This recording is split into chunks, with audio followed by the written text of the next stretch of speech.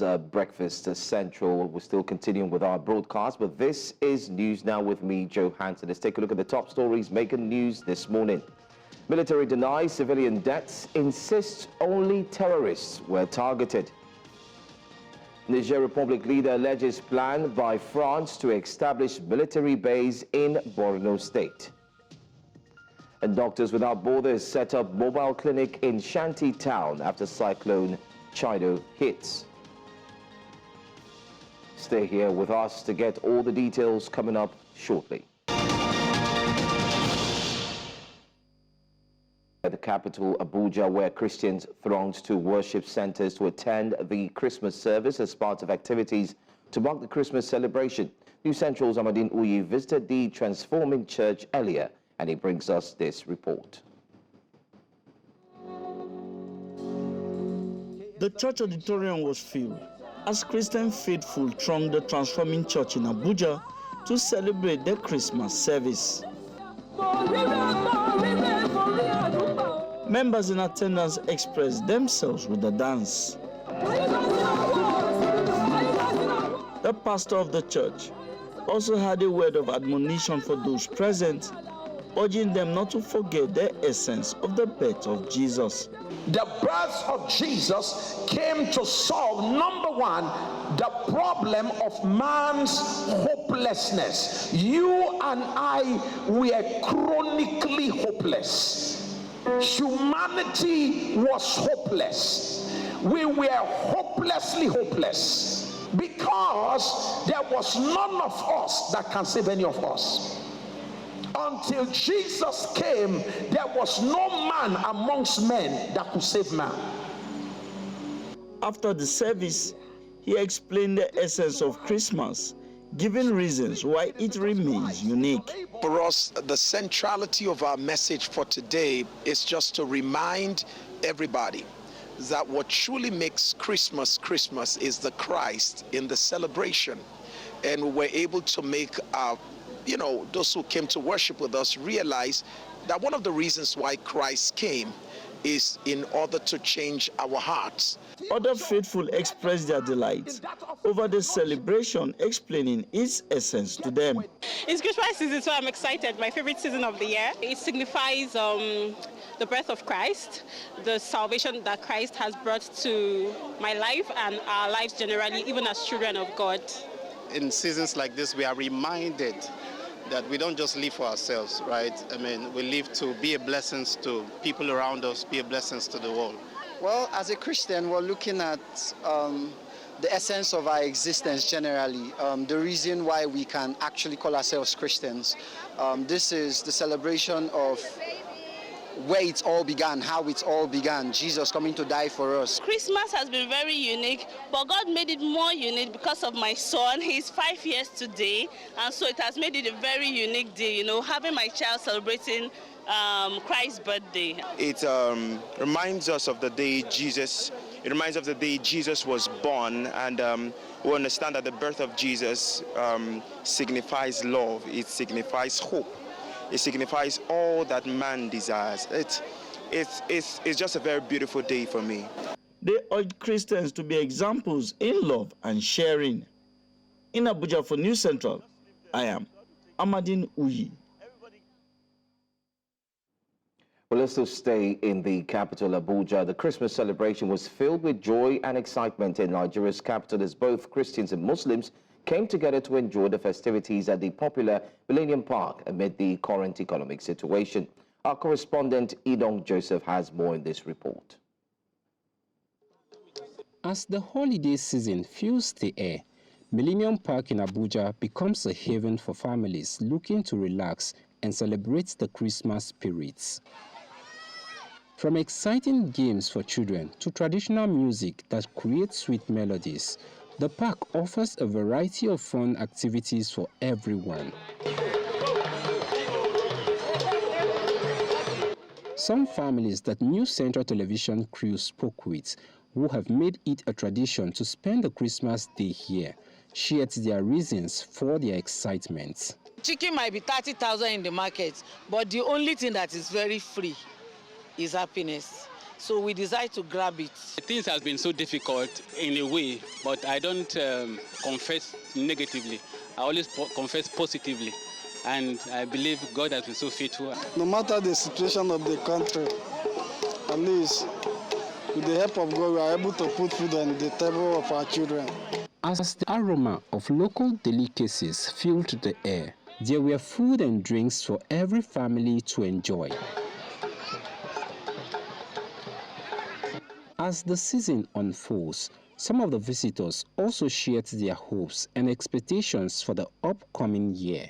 I am optimistic that next year is going to be better than this year. You understand?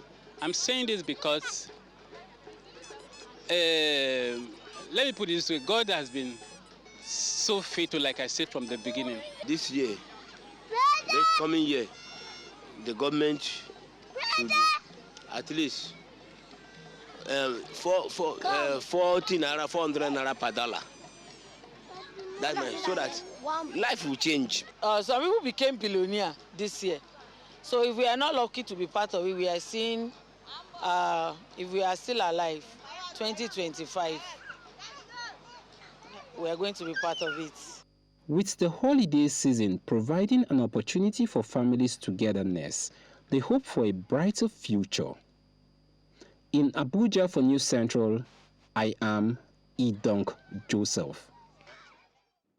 Wife of the River State Governor Valerie Siminalayi Fubara has advised parents to inculcate the fear of God in their children and wards as they strive to discharge their wondrous responsibilities in their families and the state. Valerie Fubara gave the advice when she visited the University of Port Harcourt Teaching Hospital and River State University Teaching Hospital in Port Harcourt to facilitate babies born on Christmas Day, as well as the Port Harcourt Children's Home, Oborevwori, where she celebrated with the children on Wednesday. The governor's wife shared gifts to the Christmas baby in UPTH baby Sammy Oborevwori and that of RSUTH baby Kate Xavier, as well as other children in the wards. She thanked God for the safe delivery of the children, just as she congratulated their parents and urged them to train the children with the fear of God, while praying that they become sources of blessings to their parents. As a great child, my mom used to work in the juvenile welfare. So I remember that the last time I came here was in the year 1985. So you can imagine how long I've been here. I really needed to visit this place today because I have this touch with this place. I think it's better for me to come and see things myself, to know how the state children are doing. If they are well taken care of, it's very important to the state government. We parents, I would say parents, we should fear God, we should love God. Once you have the fear of the Lord, you don't need to be advised. It checkmates you. When you're doing something that is wrong, it will tell you that what I am doing is wrong. And also, we as mothers, it is very, very important we support our husbands. Support them in prayers, support them in other ways that we know we can support our parents, our husbands. Is very, very important. And as a state, it is very dear to us and also dear to His Excellency. The governor of Delta State in South Nigeria, Sheriff Oborevwori, has called on Nigerians to use the season of joy and goodwill typified by the Christian festival of Christmas to reflect on the values of unity, peace and selflessness to work for the sustainable progress and development of the country. Governor Oborevwori made the call while speaking to journalists after the Christmas service at the Living Faith Church, Asaba, on Wednesday. The governor, who was joined at the Christmas service by his wife, Oborevwori, and other family members, emphasized the need for citizens to place national interest above personal or sectional aspirations in order to foster sustainable progress and stability in the country. First and foremost, there's no crisis in the world. It's how you're able to manage it. I think in Nigeria, we're managing our crisis very well. The most important thing, we are united. And I believe the major interest is Nigeria, not personal interest. A lot of things have happened for the past few days. There's nowhere you don't have mistakes. Where we have stampedes, most of those states, I commiserate with the families. over this loss. And I pray for God to grant them the fortitude to bear the loss. Like I've said, 2025 will be a good year. It's a year of consolidation. That is my belief, and I pray for more unity. Christmas breaks do not exceed 2 days for people who work in corporate establishment and 1 month for teachers and school children in the primary and post-primary schools. However, as short as the break may appear, the Southeasterners will nearly buy and pack so many luggage with food items, electronics and others. News Central's Chingo Gele tells us more in this report. The driver, conductor and passenger are bargaining the charges for the luggage in order to load them on the vehicle. Rarely will you see an Igbo person traveling home for Christmas without foodstuff and so many other items which need to be taken home.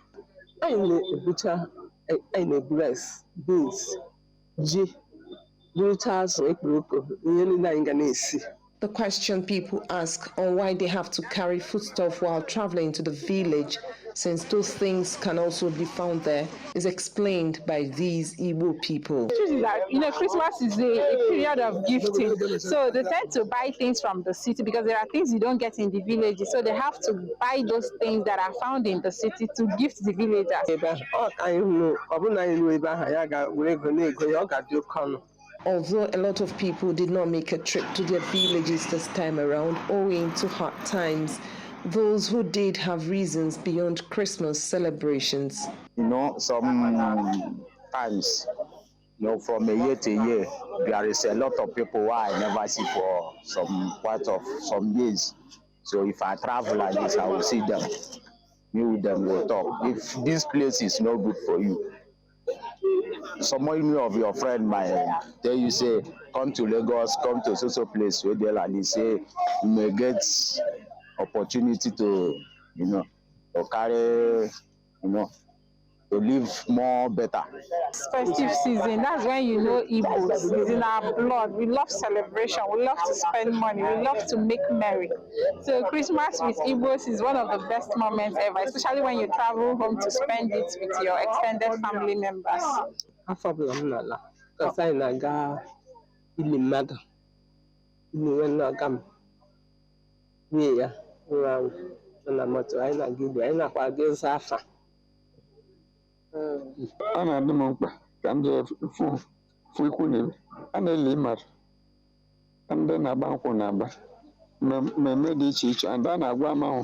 It is an aberration for someone from this part of the world to travel home empty-handed, no matter how little, because those items brought home will be extended to others, attract reciprocals and blessings from the beneficiaries. As you're going back, the villagers will also give you their own package to bring back to the city.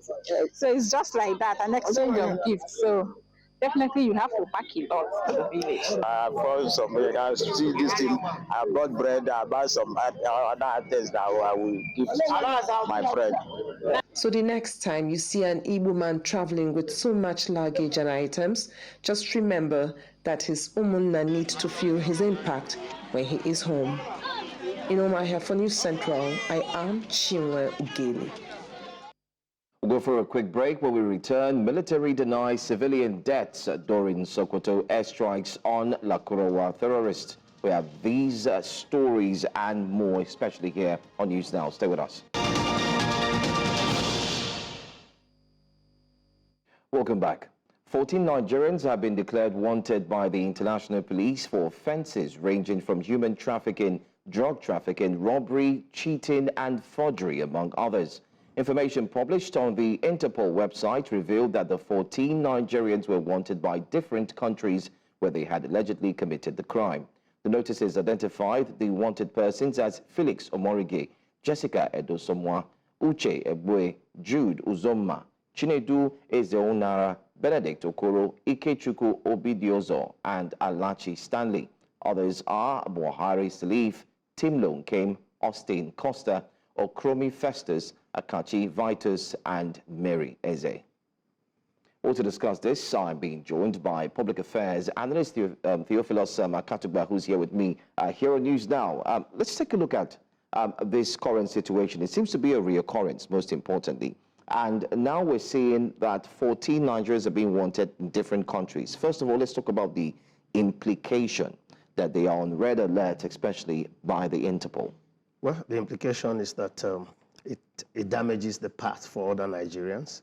It heightens suspicion for Nigerians.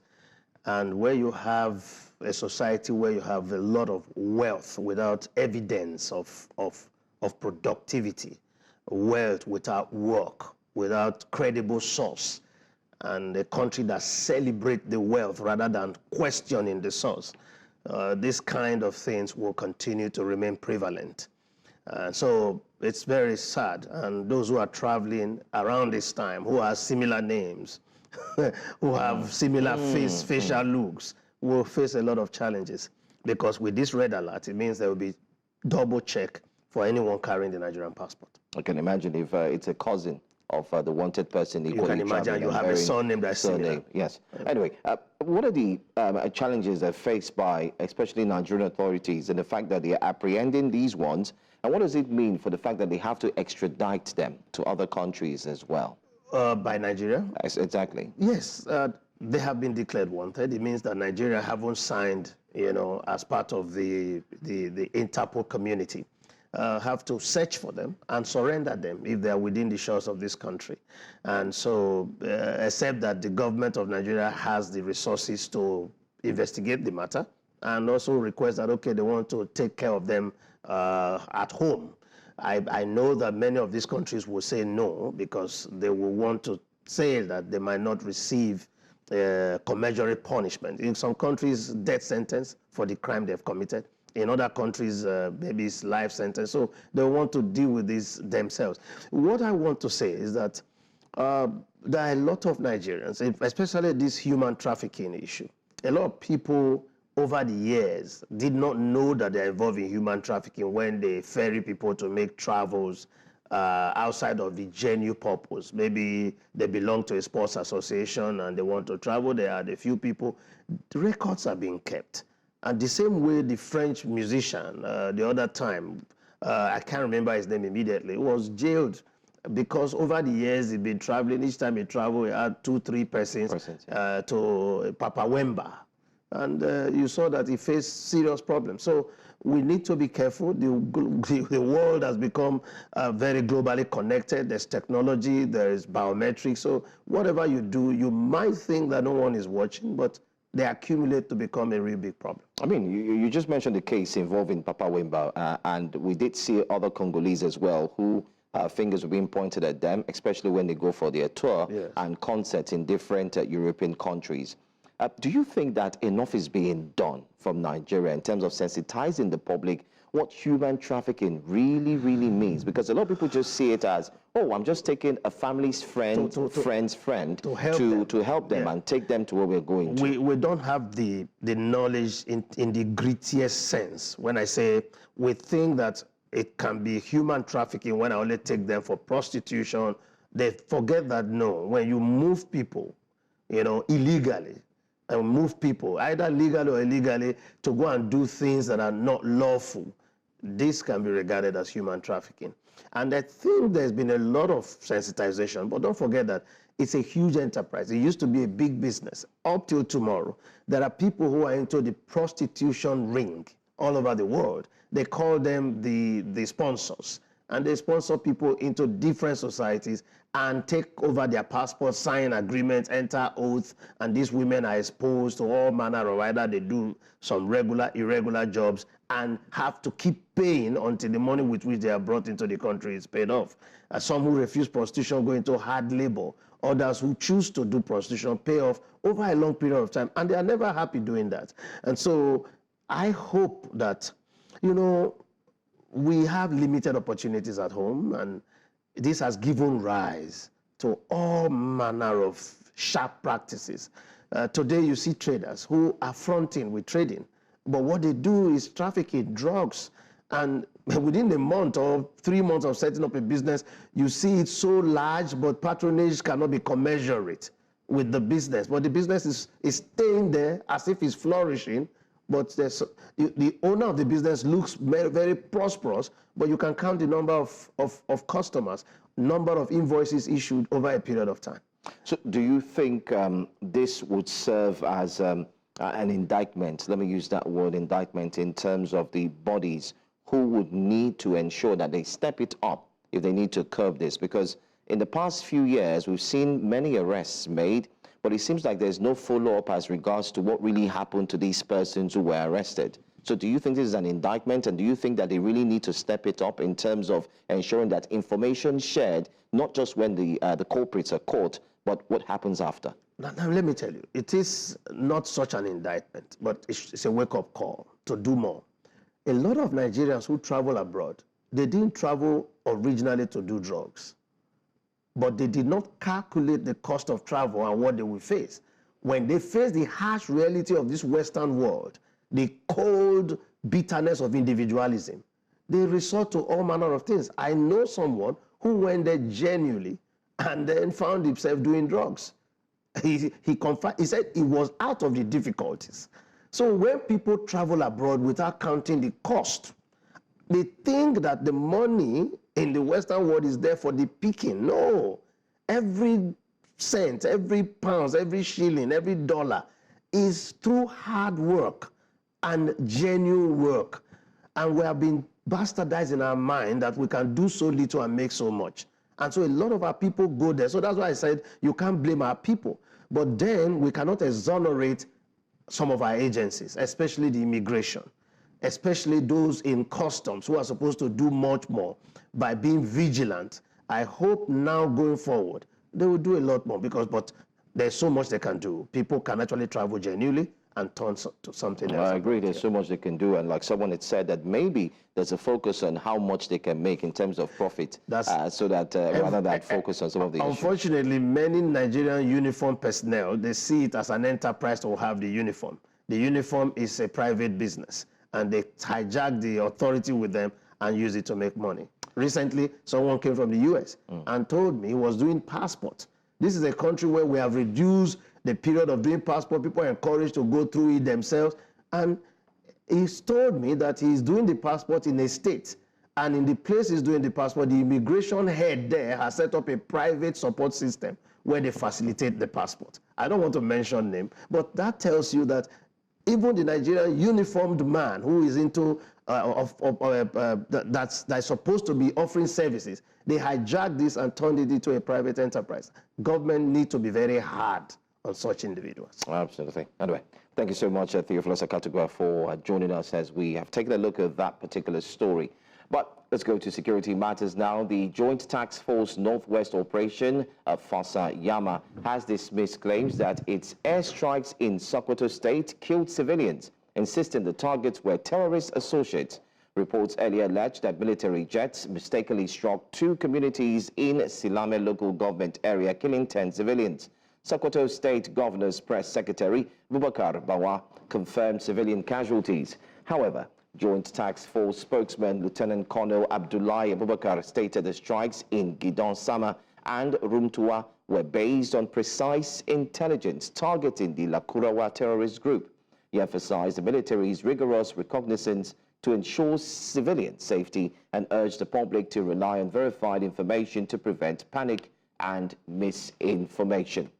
Well, to discuss this, I am being joined now by public affairs analyst and one who surely has been following this story very closely. Mr. Judo Joe joins me this morning. Thank you for being here.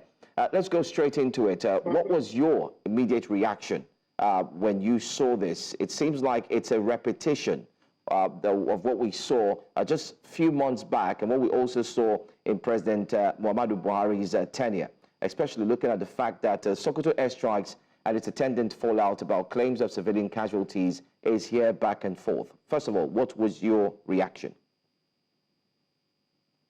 My reaction is, I think we need to exercise caution, not to demoralize Nigerian military.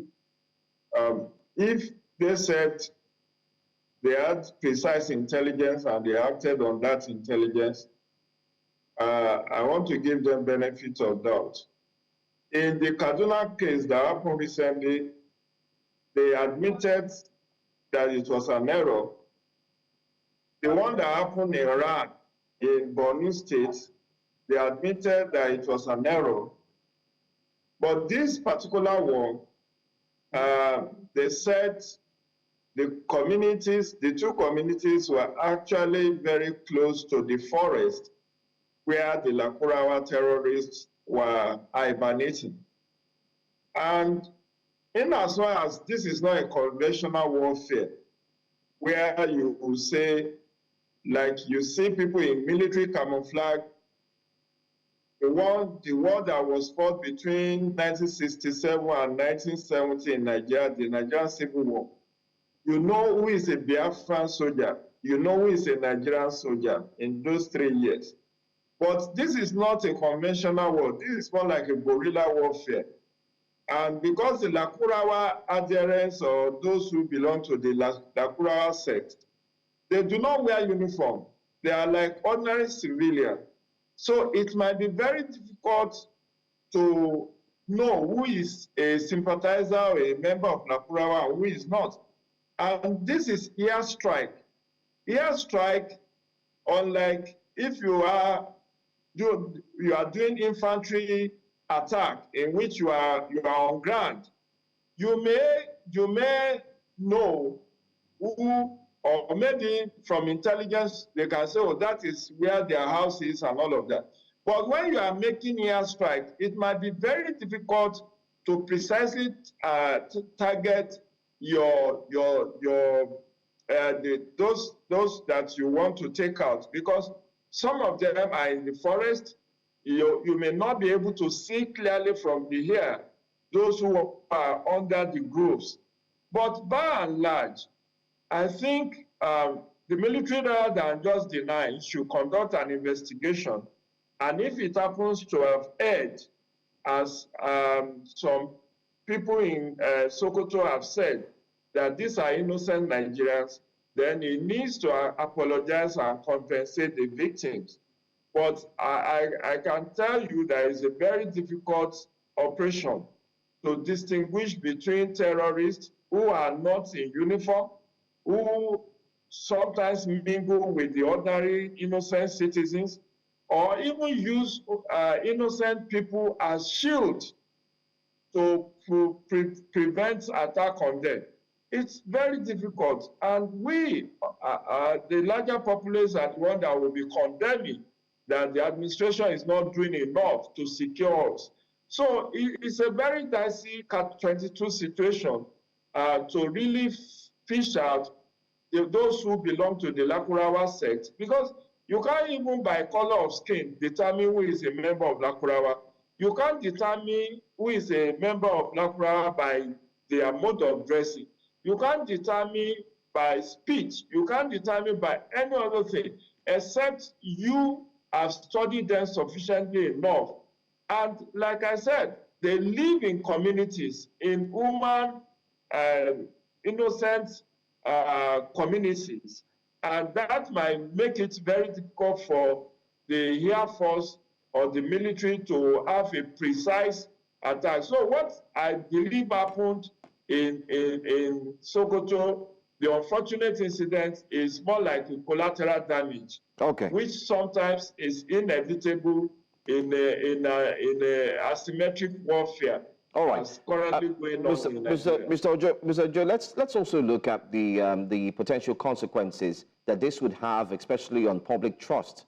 And I'd like you to speak on that, the public trust concerning the military and the civilians. We'd also like to look at the aspect of communication in terms of speedy communication when such news hits the airwaves or is being passed or circulated, especially in this case, you did have indigents in that area who came out to speak quickly, especially to the press. What do you think the military could have done? So let's talk about the military's response to information being shared very quickly, and then also look at public trust between the military and, of course, the civilians.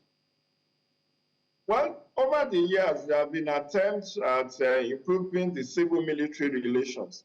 In fact, there is a course in political science that deals with civil-military relations.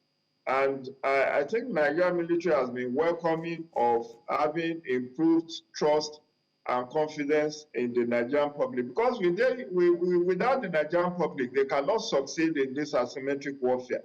People must volunteer information. There must be informants who are ready to blow whistle on the locations of these, the enemies, as I may want to call them. But, you know, as I said, what should the military have done? The military cannot run to the press the way the ordinary citizens will run to the press. Whereby, you know, it's not the people on the field, it's not the people who went to conduct the attack that will be addressing the press. It is the whoever has been appointed as the spokesperson. And in that period, the person who was going to speak to the press must have incontrovertible evidence to base his press statement on. So you cannot expect the military to just be running their mouth when they do not have the on-the-spot assessment and field report on what actually happened. So that may have been why the military was not very prompt, because it needs to get information from those who conducted the attack, whether it's air raid or air strike, or whether it's the infantry division that did it, as to be able to ascertain, was there an error in this, or these people who are eliminated were actually members or loyalists or adherents of the Lakurawa sect. So, as I've said in time past, if you go back to what happened recently in Kaduna, where a community, I've forgotten the name, was mistakenly attacked, the military owned up to say, oh, it was an error on our part. In the one that happened in Iran, in Borno State, they admitted that it was an unfortunate incident. And I don't know whether they compensated the families of the victims. But most importantly, as I've said, the military should, more so now that information is coming out from the people in the community, to say, the people you have killed are innocent and they are not even members of the Lakurawa sect. It is for the military to now set up an inquiry to find out what actually happened. And if that inquiry now shows that it was the military was mistaken, that it was an unfortunate and regrettable action, then there should be compensation to the family of the deceased and those who may have been injured in this. That would be my own take. All right. Thank you so much for joining us and sharing your thoughts, especially on this story. Thank you for your time. It's my pleasure. Enjoy the rest of your day. All right. Let's move on now to our next story and tell you that Bishop Matthew Kukah of the Sokoto Diocese has called on Nigeria's federal and state governments to tackle unemployment and religious extremism as keys to addressing insecurity.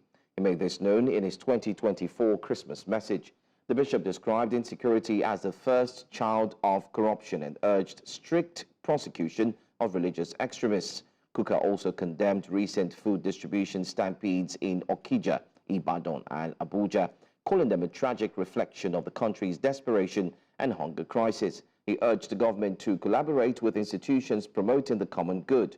Quoting Pope Francis, he highlighted the need to overcome selfishness and embrace compassion, encouraging Christians to renew their commitment to Christ's teachings. He extended wishes for a peaceful Christmas and a hopeful new year. Well, to help me unpack this, I've been joined by public affairs analyst Francis Chilaka. It's good to see you, Mr. Chilaka, and thank you so much for being here. It's a season. Thank you. All right, well, what do you make of Bishop Kukah's message to the federal government on taking urgent actions against religious extremists and the need to tackle corruption, ensuring that it is indeed gone before by 2025? Well, Most Reverend Kukah has not said anything new. He has always been saying it, and I totally agree with him. It is proper for men of God to speak truth to power. We know that, yes, Nigeria is bedeviled by the issues of insecurity, which has also resulted to food insecurity as well, and religious extremism, which we all know. And yes, he's totally right.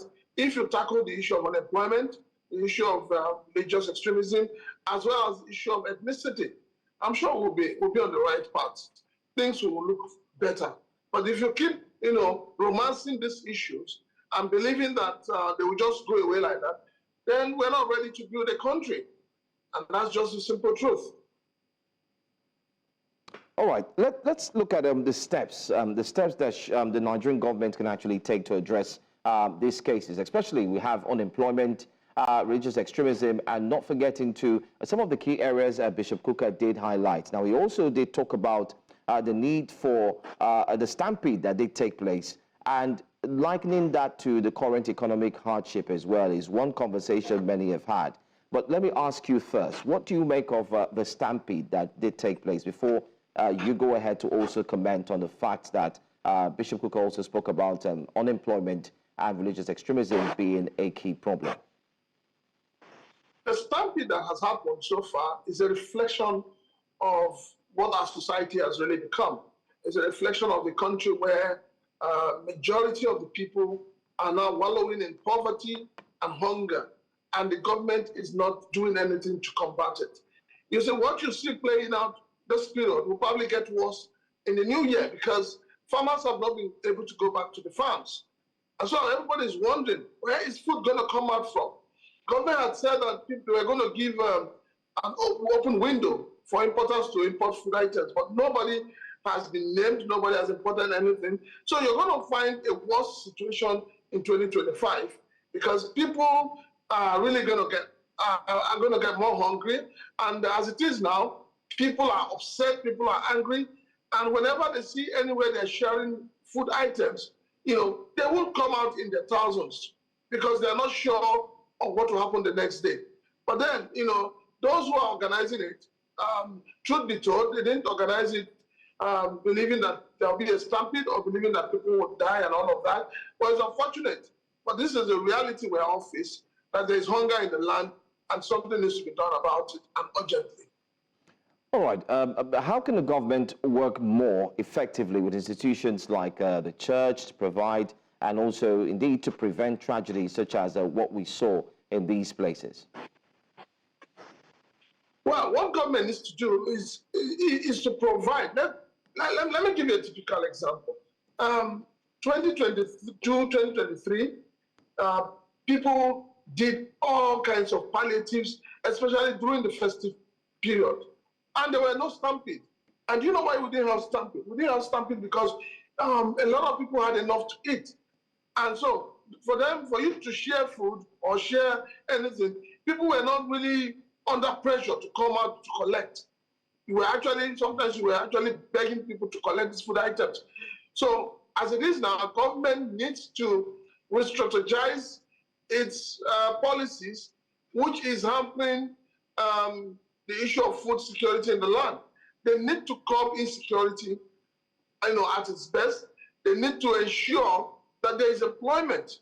If the people have enough, if the people are well taken care of, you will not have any stampede when food items are being shared.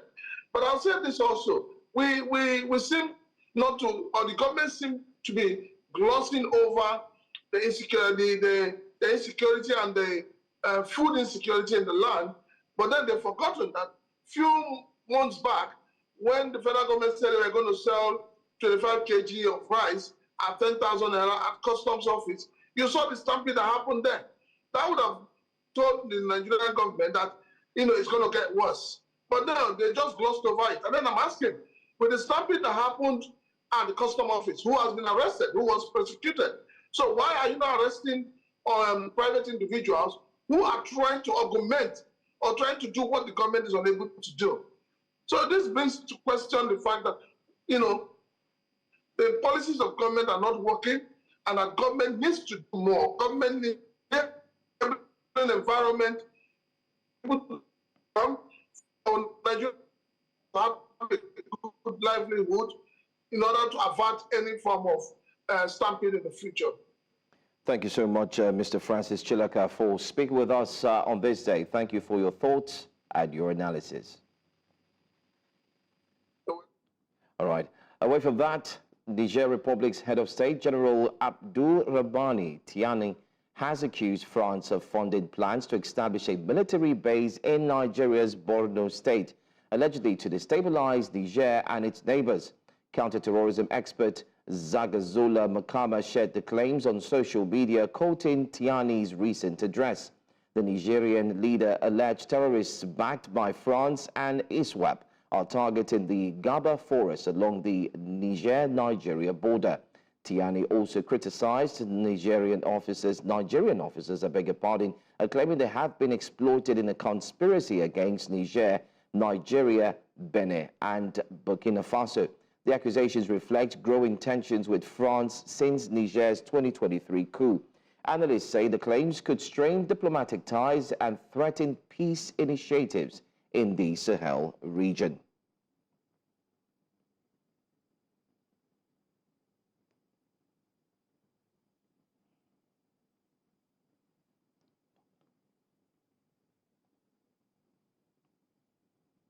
Doctors Without Borders, MSF, medical staff have set up a mobile clinic in Mayotte after the French Indian Ocean territory was hit by Cyclone Chido. The NGO, who visited the Vahibi Shanti town, said the visit was necessary to help because there are so many injured people. The Shanti town is an informal settlement between 8,000 and 10,000 people who actually live there. Normalement, on est venu pour se soigner surtout et demander de l'aide parce qu'il y a plein de blessés. On nous a oubliés, on va dire là, on se dit la vérité, on nous a oubliés. On voit aucun responsable venir vers nous pour nous dire comment vous vous sentez, est-ce que vous avez à manger, à boire, il n'y a pas d'eau, il n'y a pas d'électricité, il n'y a rien du tout. Du coup, on est obligé soit aller vers le puits là-bas, aller prendre de l'eau qui n'est même pas potable. Du coup, pour moi, c'est pas normal. Il faut que les gens viennent ici pour nous aider. Donc,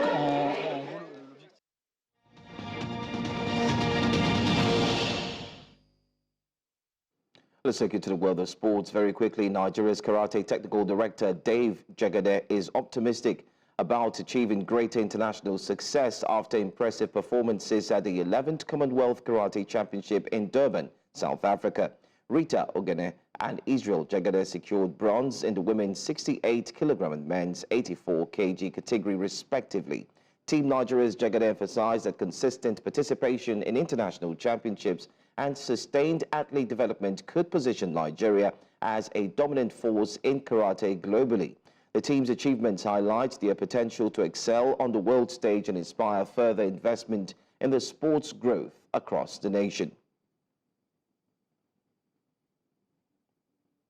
Victor Wembanyama delivered a historic performance on his Christmas Day debut, scoring 42 points and 18 rebounds, while the San Antonio Spurs fell 117-114 to the New York Knicks at Madison Square Garden.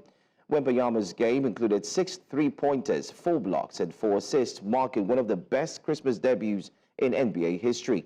Only Wilt Chamberlain, who had 45 points in 1959, and Tracy McGrady with 43 points in 2000, have scored more in their Christmas Day debuts. Wembanyama also broke the Spurs' Christmas scoring record, surpassing LaMarcus Aldridge's 33 points in 2016. Premier League leaders Liverpool aim to extend their lead at the top to 6 points as they host Leicester City on Boxing Day. With a 7-game Boxing Day winning streak and a 21-match unbeaten run in all competitions, the Reds are strong favourites. Leicester, on the other hand, face an uphill battle at Anfield, having lost their last 3 encounters against Liverpool. Mohamed Salah has been pivotal to Liverpool's success, consistently delivering goals and assists. Leicester's hopes hinge on Jamie Vardy. Liverpool's recent defensive lapses may offer Leicester a glimmer of a hope, but their attacking dominance is likely to seal another victory in the high-energy clash, which is set to take place today alongside other very interesting games. And that's all we have for you on the news this hour. But before we go, a quick look at some of the major stories. Military denies civilian deaths, insists only terrorists were targeted. Niger Republic leader alleges plan by France to establish military base in Borno State, Nigeria.